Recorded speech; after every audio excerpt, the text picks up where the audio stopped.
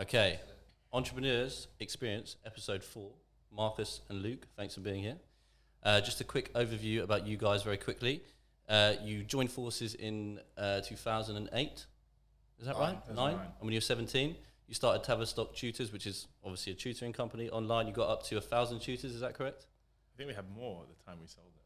Okay. Yeah. no need to show off, but okay, fine. Sold that recently, about 7 months ago, then started Central 23. No, you didn't start, you started that 3 years ago, is that right? 4 years ago now. And that's 4 years ago. And that is a stationery publishing type company, so novelty items, that sort of thing. Okay, great. You've done your research. Get ready. On the point of age, I was thinking about this. So you started at 17. When did you first employ someone? After university, so there was a long period between. So you were young, but you weren't super young when you first employed people. Like 22? Yeah, was it 22? So that is very 22. young. That is very young. Did you? I always wonder this with young entrepreneurs in particular. Did you have a bit of imposter syndrome employing people, especially? I assume some of them were older than you. Was that a weird one? Or do you remember that much, or was it quite easy? The actual employment process, I think, was kind of tough. It was a hard decision to make. Obviously, it seems like nothing now, but at the time, it was kind of like, okay, do we need someone? Why are we hiring them? And we went through that process to try and figure out, what is this person going to do? How are we going to control them? We're 22 years old. We were 22, right? It's around there. Around there. So it was a little bit scary, but ultimately we knew we needed to do it to grow, so we jumped in. And what was your first employee? What was the role? She was a client relationship manager. So she answered the phone and placed tutors with students. Okay. And I actually found it, you're right, the recruitment process, I guess, was, kind of unusual for us because we'd never interviewed people for a full-time job. But yeah, well, you obviously interviewed the tutors, but that's all sort of like a separate entity. Yeah, and then also when we went from kind of working in a small room, just off one desk, the two of us, to having somebody else in the room with us. So that alone was kind of initially kind of a funny thought. But once she joined, it was actually very comfortable. Yeah, it was super. We employed her off Gumtree as well, which is it's a unique method of employment. Why do you say that? Just because, I don't know, most people use job boards, but we went on Gumtree. Just went on Gumtree. Okay, fine. The quality candidates. Exactly. Watch out there. Sorry. It's like an earthquake. Talk to us about early Tavistock sort of journey. How did it start? What was the first, say, 6 months process? What were the real tough parts of getting it up and running, so to speak? The very early stages, the first things we did together was literally go out and bought a phone from Car Phone Warehouse on St. Joseph's High Street. Mm-hmm. It was the cheapest phone in the store, and it was a pink flip phone. And we started it with pretty much no money, and it was all about building a database. But I stopped doing it. I didn't remember how long after it was. Probably like A few weeks. Literally a few weeks. Maybe. A few weeks, a month, something like that. And because Mark's dropped out of school. I don't know if you saw that in your research. I did. You did? Okay. We'll get to that. We'll get to that. And so Marcus is definitely better positioned to answer that. Okay, so well, and then you were still at I was still at school, and you were day to day doing it no matter what. Yeah, so I mean, at the very early stages, I don't know if it was a few weeks, but even when you stopped, I think it was a couple months. I was still in school. Mm-hmm. It was nice to have that where like it wasn't kind of my full responsibility. So it was kind of something I was doing part time, and that meant that we could allow it to kind of organically grow. Once I went on it full time, it was just, very much the same thing Luke and I were doing, just more of it. So, mass recruitment, trying to find as many tutors as possible. It was very much led by what students were looking for. So if a student called another agency and said, "Hi, I need a tutor that could help with biochemical engineering," the agency would say, "Sorry, we don't help with biochemical engineering, or we don't do undergraduate tutors." And was that the point really when you first started offering the more unusual subjects? I think initially it was just a point of trying to make money, but then when the 20th call was someone who wanted that more unusual subject, we were just keen to make money. But in the early days, did you do that a lot more and offer quite unusual educational services, so to speak? We did it until like 3 years before we sold it. Oh, really? Okay, so you really mainstreamed that as you grow naturally.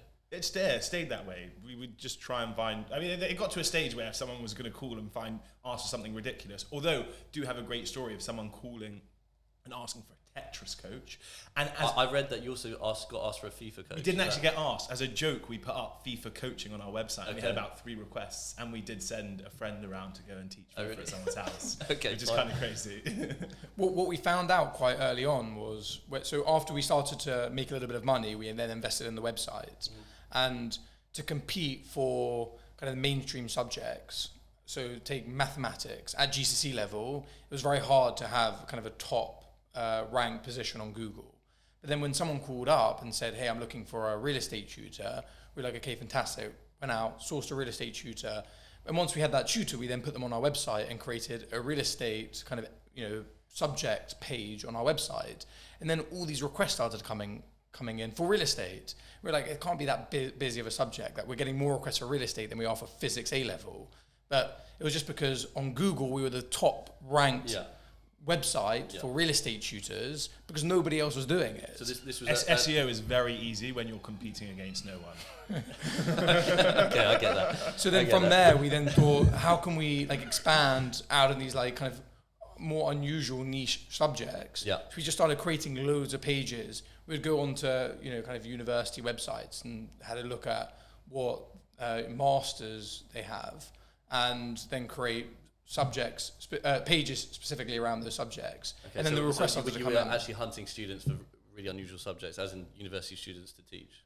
Yeah, I think it was more almost led by what we could rank for on Google. Okay, so it was completely that. Just the least amount of competition, I guess, is the point there. And no, but also we got random requests from people, and we'd be like, "Oh, So wow, it did that's actually kinda fit cool. with the demand. You Yeah, didn't, yeah, you yeah. didn't create a demand. It actually- Sometimes I think we did a bit of both, but yeah, there were instances where someone would call us and ask something really random. We were like, "Wow, I didn't even think of that. Yeah. Let's put it online." Speaking of marketing, it was very interesting finding out about all the little ideas you had. And I actually think when I think about Central 23 in particular, it seems like that quirky element that you have, or you did in the marketing aspect with Tavistock, is sort of showing in the Central 23 aspect of your novelty cards and stuff like that. What were could you sort of just tell the audience the 3 or 4 notable marketing or PR stunts that you did, that especially in the early days, that you felt really, really put you amongst it and gained a lot of attraction? I don't think any of the stunts we did gained us attraction. Really? I the think bike. Yeah. I would say the bike, or Yeah. perhaps. We Well, wrapped a depends, car. depends in a way, but I guess that's easy. A lot of what we did, it wasn't amplified to a level of an international business. We were based in London, so No, I get that, but the concept of creating that word of mouth, which is so important, you definitely did that. Yeah. So the bike was good. Wrapped a car, left it near schools. They were great headlines as well when we got articles. Great headlines. Yeah. Very good. The bike, getting articles in kind of in the mainstream media off the back of the bike made it kind of all the much more worthwhile. Did you do all of this in the first year? These sort of moves of it was the pens, the car, Did it across pretty much the whole time Across. of the game.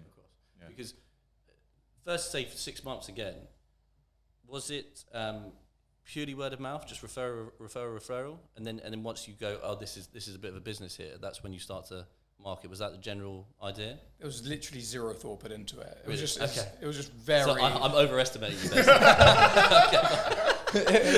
Okay, fine. It was very off the cuff. Yeah. So the bike was one of the early things we did. Mm-hmm. That would have been in the first 6 months. And if you look at the picture of the bike, you can see it has no brakes. The seats all scuffed up. Like the bike was completely damaged. I pulled it out of a skip, took it around to a friend's house who was always very good with his hands. He was making mini bicycle motorbikes when we were kids. So I literally saw it, and because he lived around the corner from me and we grew up and we were very good friends, I just literally somewhat wheeled it round to him and said, "Can you fix this up?" And bang a sign in the middle for my business. He was like, "Yeah, of course." So we went down to home base, bought a bunch of things, and then he did that for me. Okay. I had to help by watching, and maybe holding his tools. Yeah, just directing. And then I parked it outside schools, but again, no brakes. So I was kind of cycling at So you risked your life for your business. risked my life every single That's time. an entrepreneur, guys. That's an entrepreneur. We had a lot of fun doing it as well. Yeah. We spray painted the streets with Chalk. spray paint. People still got pissed off at us, but it did I wash can away. imagine. Yeah. We went out at 3 a.m. to do it, And as we well. still got in trouble. We also we handed pens outside schools, and most instances, people came and just got really pissed off at us for standing too close. Attracted attention, right? Well, the wrong kind of attention. Yeah. The police in some No press is instances. bad press, guys. Really? No, we had a headmaster come out and be like, "What are you doing?" That would have been a great story. That would have been a great story. Well, so headmaster of school came out and That actually wasn't really the headmaster. It was really the didn't like it. chaplain who came out of the school and was like, "You can't be this close to the school." And we were young at the time, so it was a bit like, we're on a pavement. What do you mean we can't be here? And he was like, I think if we were this age, it would have been a bit creepy. Bit more scared. Yeah, Well, we would have looked a bit more creepy, handing pens out to kids. Yeah. So, I was thinking The that. age gap was relatively close when we were So you look 21, relatable, 22, so to speak. so we looked relatable. Yeah. Did you do you think your age was an advantage in the sense of obviously the market, number one, and number two, there was no fear with what you're doing in a business sense? Do you think that was quite an advantage? Looking back now, because obviously now when you do business, you're probably much more structured, that sort of thing. Was it an advantage? Did it feel like an advantage looking back on it? For me, overheads were the biggest advantage. Like starting a business when you have no overheads. Is Okay, so personal overheads, you had no real cost, living at home, man, that sort of thing. You come out of university, in very few instances can you start a business making a little money and sustain the 2-year run rate until you're earning enough money to live. If you were if married or 21, whatever, married and kids makes it even harder. So that was definitely a big benefit and plus to starting young. And you'd agree with that? yeah, absolutely.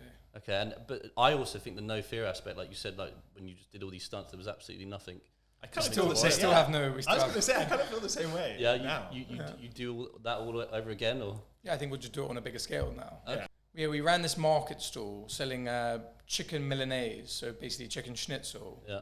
And Luke and I would wake up at like 4 or 5 a.m. Would be literally sitting there cutting, banging out chicken breast, breading it, and then we would go down to the kind of market pitch that we had. Wait, which market did you do it? We did at? a few. We did Camden. We did Paddington Street. I think. I don't remember my invite, but thank you.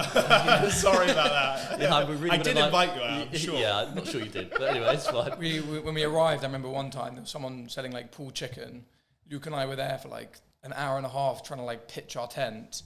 This woman rolls up and she just literally with like one finger lifts her whole tent up and like makes it in like literally like instantly. Is that when you realised restaurants are not Yeah, for you? that was one That's of, when we that was one of the realised instances, I pitching think. stools isn't for us. Okay. The main reason we didn't actually end up pursuing that was there was this massive bubble going on in this kind of fast casual dining scene in London, and people were paying extortionate premiums to get into property and rent, and the rates were very high. And when you combined everything, it was just absolutely absurd. People were going to run a successful business for 4 or 5 years to pay off a premium. Yeah. And interestingly, now when we speak to the agents, down, yeah, exactly. or even actually pre-COVID, so before coronavirus even was a known entity, then we were speaking to kind of agents that we had met at the time, and they were showing us, or they told us about locations that we had seen that had £1 million premium that were down to zero. Just insane, yeah. Crazy. So it had already taken kind of quite a turn. I think it was just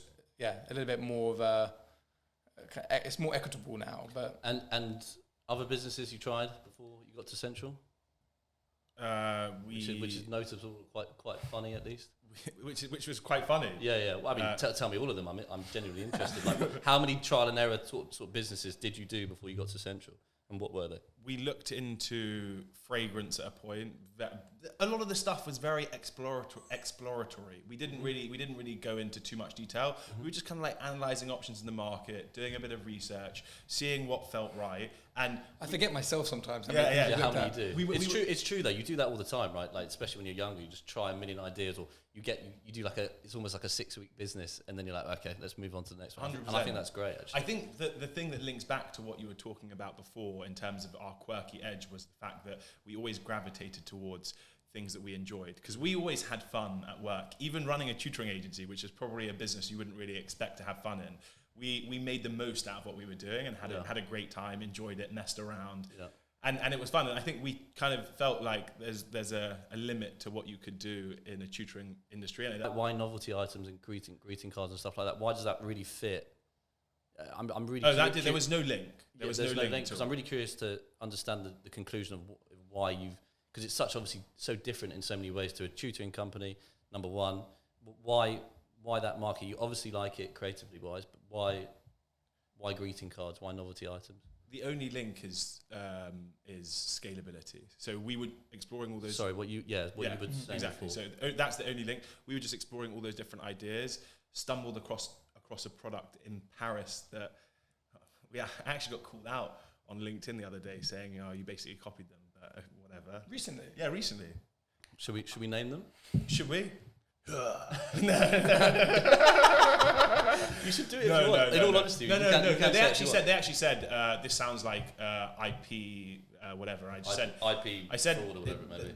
Obviously the courts decide, but it's a big topic: imitation versus inspiration. And we very much thought it was inspiration. That's how anything is You had no developed. idea about this brand before. No. Yeah. We saw it, and then we kind of created our own versions of it. So it's not copying. I'm going to say if it's inspiration, it's Luke saw it. Yeah, exactly.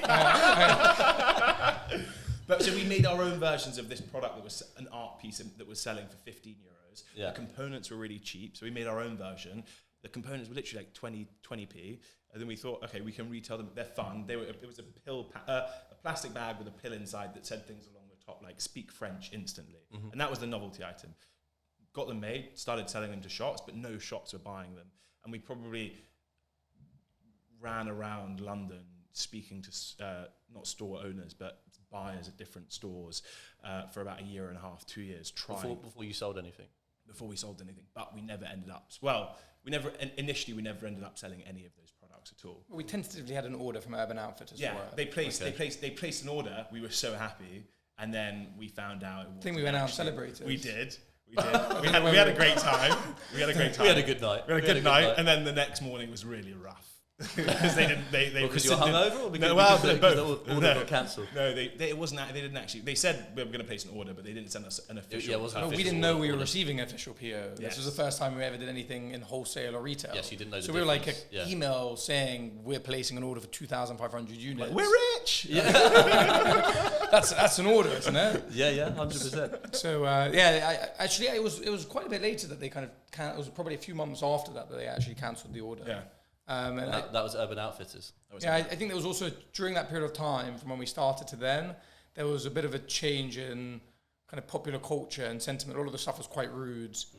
Some of it could be, with kind of mental health. There were like pills in the packets, and the joke was you take it, it's like instant gratification. Right.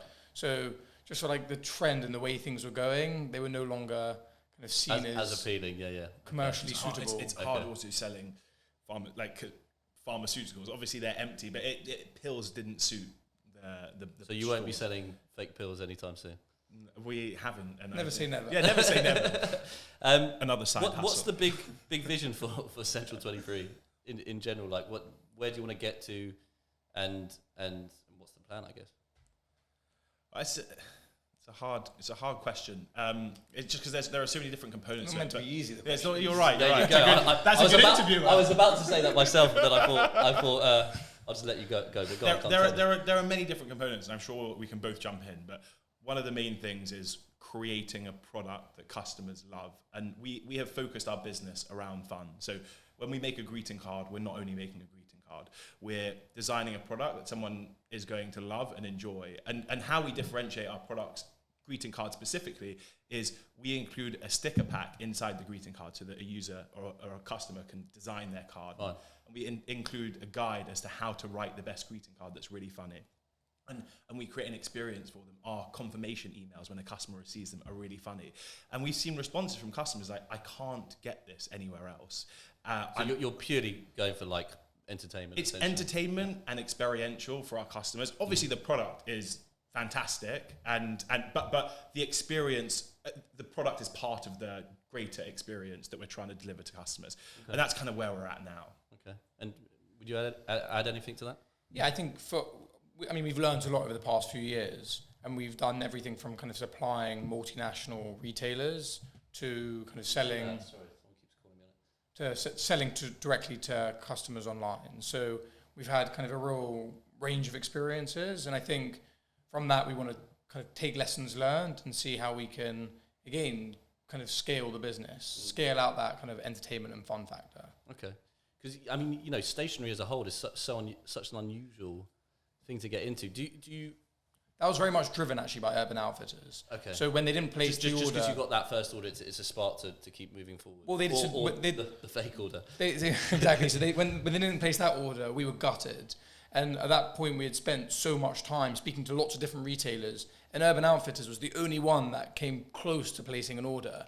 So we were pretty much pot committed in terms of like doing something with Urban Outfitters, and we invited the buyers out for lunch, I think at Soho House. It wasn't Soho House. And they cancelled, and then they sent their summer interns.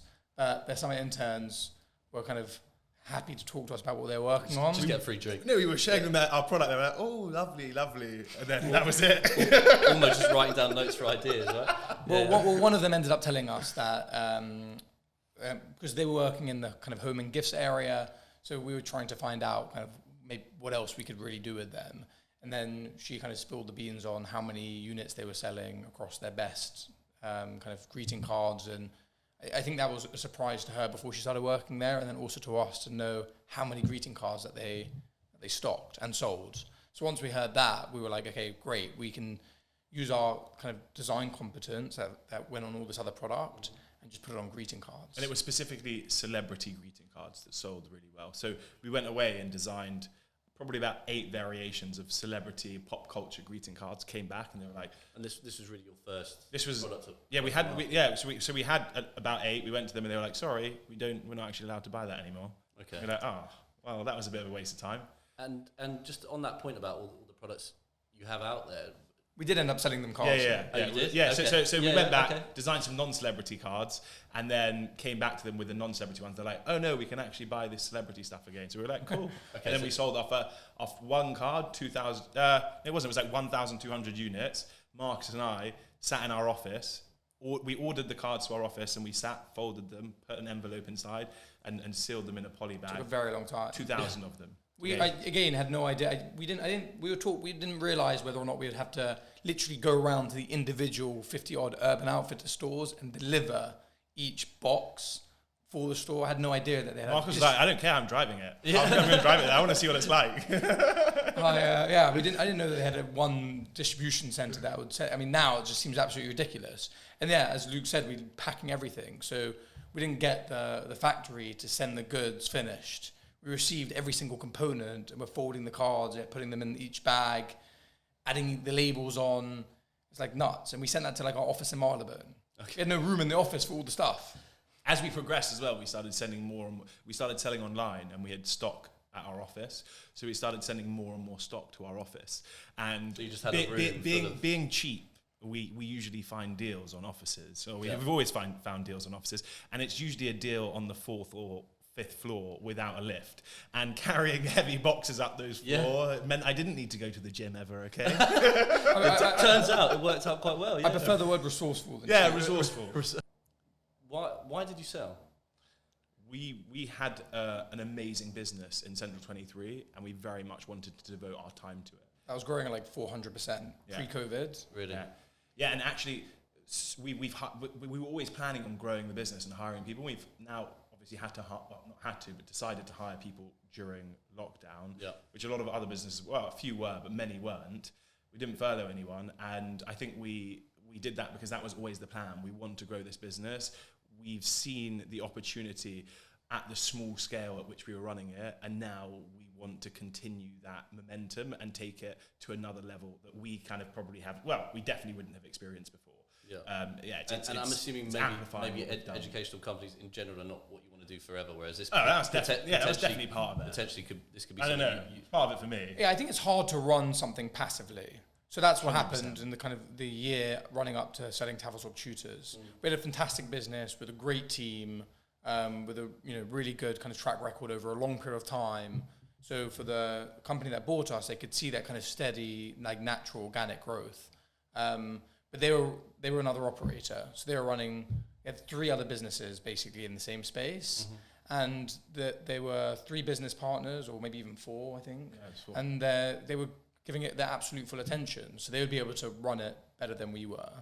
And it made complete sense to us. Definitely better opportunities for the team as well there, just because there's actually growth potential. You felt you hit a ceiling with where you were. It's so much a ceiling. It's just that you kind of hit a ceiling naturally because you're not focusing on it. There was definitely listen, if there wasn't opportunity to grow it, no one would have wanted to buy it. So there's obviously opportunity there to grow it. We just didn't have.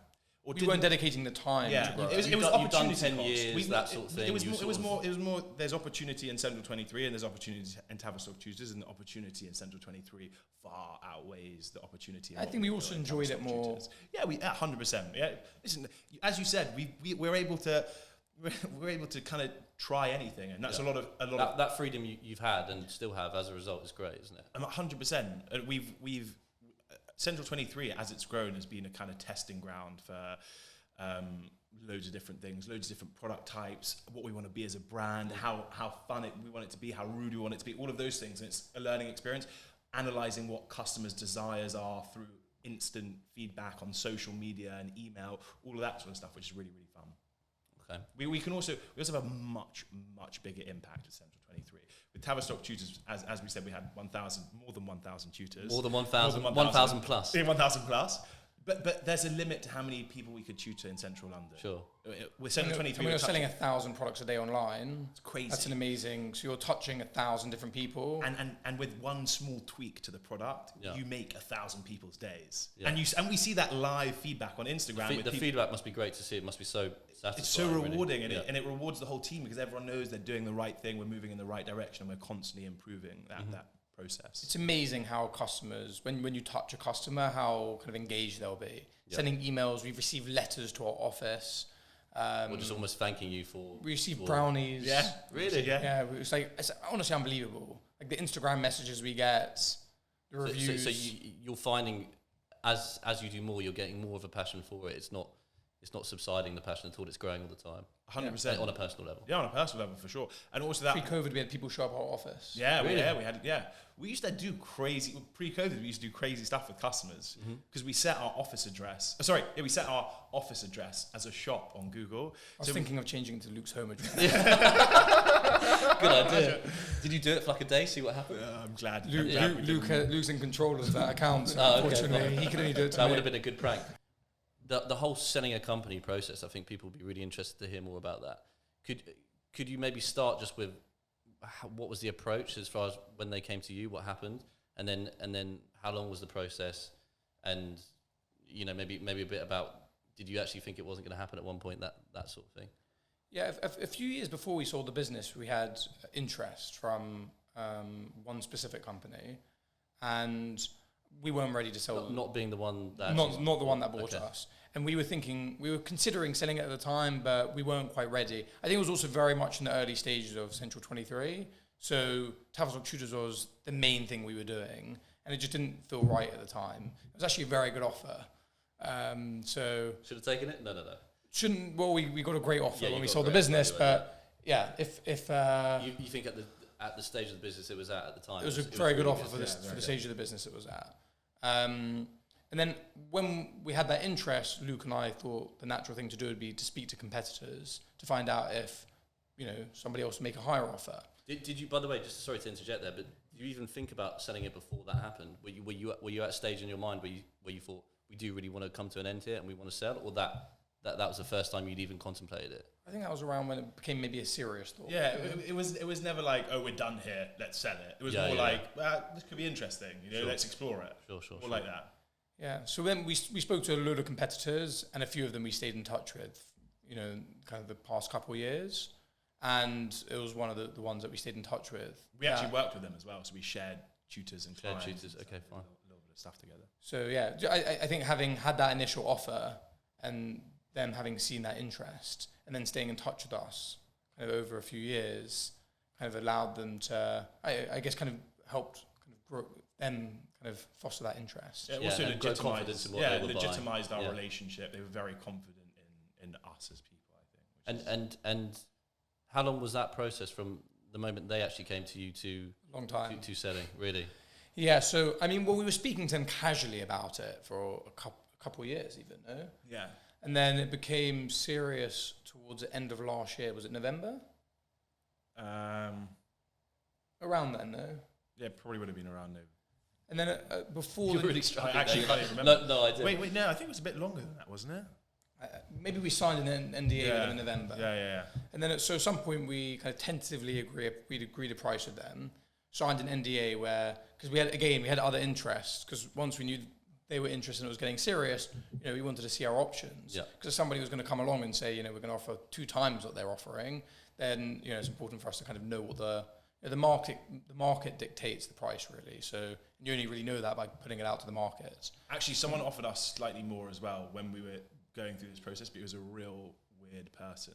Actually, 2 people offered us more. Yeah, 2 people offered us more, but one person was super weird. Like, the weirdest. Maybe we didn't say too much. Yeah, I was going to say, that. can you imagine this person watching that? Am I To weird? be fair, I think, well, now that person knows they're weird. No, Yeah, so yeah. but also we weren't thinking about it solely from a financial perspective. Obviously, that was the most important element to it, but there were other elements involved. You will want this it to business carry on and actually do something continue? right. Will our team be happy there? Yeah. And we Also, we the left meeting- transition, the likelihood of it definitely going through, because once you're 100%. going into the negotiation, if you're going to spend a few months negotiating you and want- find you the want a details, credible buyer, right? you want to Yeah. know that at the end of that, the transaction is actually going to take place. Mm-hmm. So I think the likelihood of it going through with the company that bought us, we were very confident in that, and their ability to take it on, do a good job with it. So it's a combination of things. Also, because we had the other business, Luke and I didn't want to stay on, and a lot of people who want to buy your company want the kind of owners or directors To stay there. on for a period of time. Yeah. And you don't have to do any of that with your deal. we had a week handover, which is kind of very Oh, rare. amazing. Okay. So often, other companies we spoke to, they had, the founders or CEO, directors maybe had to stay on for 6 months, a year, maybe longer. Yeah. And also there was no, because they would be running the business from when we left. If there was no, basically it was kind of a deal all done in one go. Just out of interest, sort of a parallel to that, do you apply some of those principles when you're employing people? Less about the CV, more about the engagement factor of the person. And because I remember checking something on your LinkedIn about how you're really trying to change the way people work. Is that right? So just talk to us a bit about internally your sort of philosophies there. I've definitely asked some weird questions in interviews. I just like. Funny enough, a friend of mine, there's another episode where he talks about some really odd stuff. He's like, do you have a girlfriend? Okay, That's no, what- no, I'm not that intense. Weird, but totally appropriate. Yeah, as well. appropriate. Yeah. No, I To do give you some know what? examples just for I context. like. Now you sound a bit Yeah. creepy. Yeah. I'm very invasive. What do you do at night? No, it's. I like people come into an interview and you can see they're very straight. You just want to put them at I ease so put you them can at ease. understand. So I'll ask them what's the craziest thing you've done on holiday, for example, or what's your favorite song, or where'd you go on the weekends? Because then they start laughing or giggling to themselves a bit because it's not a usual thing that you'd ask in an interview. But you learn so much more about a person rather than hearing their bullshit. Yeah, you want that human element. You want the human You want element to 'cause understand who you're they going to get to actually know really that in are. the end anyway, and you want them to sort of bring that out in the way they work, right? 100%. I think trust is super important. Yeah, huge. Yeah. Would you sort of agree with those aspects? Blind trust, actually. Really? Seriously, yeah. Why do you say that? Just because so it's the loyalty element, because then you don't have to worry about anything external apart from what you're Exactly. thinking. Well, yeah. Also, but if I were to go away for 5 months, I would be so fine leaving the business. Did you go away for 5 months?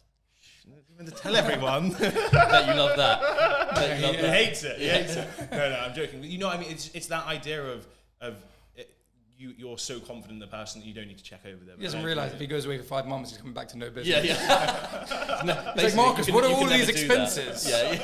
It's like you're away for 5 months. No, that's it. Also, that sort of stuff. And actually, maybe someone was telling us both about that. It's like But Mike someone and I was- went out. someone- Sorry, Luke. Yeah, after the podcast, it got real. It got real. We I started a new business.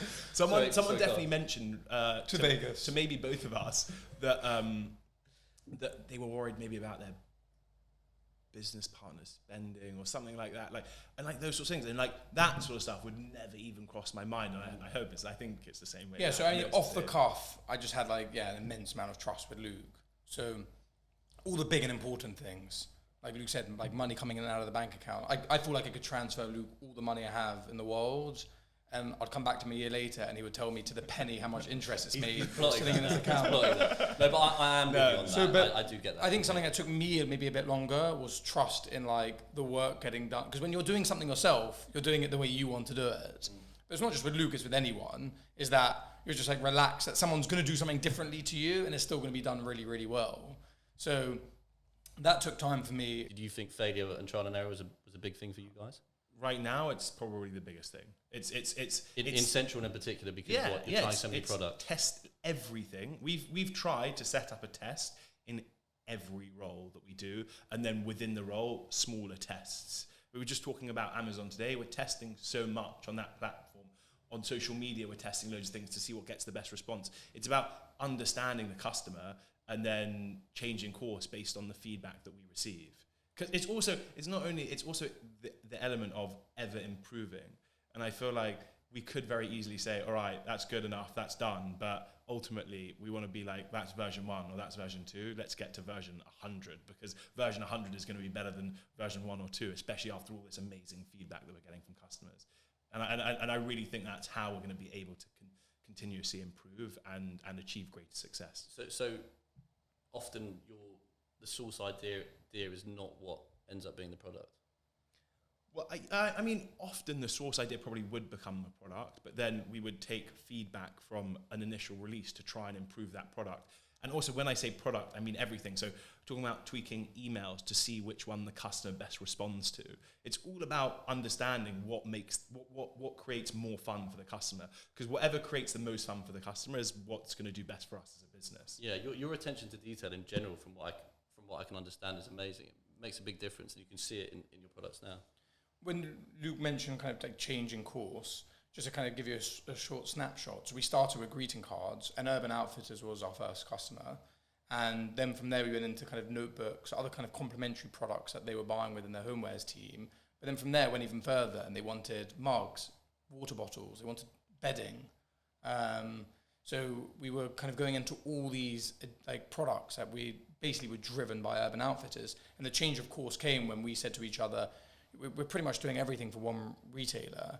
But when they cancel orders or their buyer changes, which happens frequently, then we're basically 100% kind of committed to that one retailer. And it doesn't really give us any kind of diversification. So then we kind of changed course and said, let's focus on our few core products where we're doing really well and we're paying a better price because our volume's really high and we found the best manufacturers, and we're adding in all these like great kind of touch points that we'd built over kind of a year or so. So like the add-ons and the inserts. That was definitely an element there where we were just going into random products, trying them and seeing how they went, but we weren't focusing on the finer details, which is kind of what we wanted to do. I think it's when we went to China, we arrived at the Canton Fair, and I literally thought for the first time in my life I'd seen business. It's just like 3 weeks of everything you can imagine being manufactured, and huge. This was very early on in like a year in, maybe. Okay, so year into maybe quite recent. Yeah. And I was like, we can make all of this stuff. Yeah. Like everything. We were looking into socks. I have your card. It was literally unbelievable. Okay, so at one stage you thought you were going to sell socks? We made them. Oh, you did? We made them. You don't now? No, we don't now. But again, that's that refinement back to... Luke is such an amazing ambassador that he used to go out wearing the pink socks for us. I would have loved a pair, actually. I said you go. I think it said you go girl on the side. Yeah, I rolled up my jeans. That's very you. Thank you.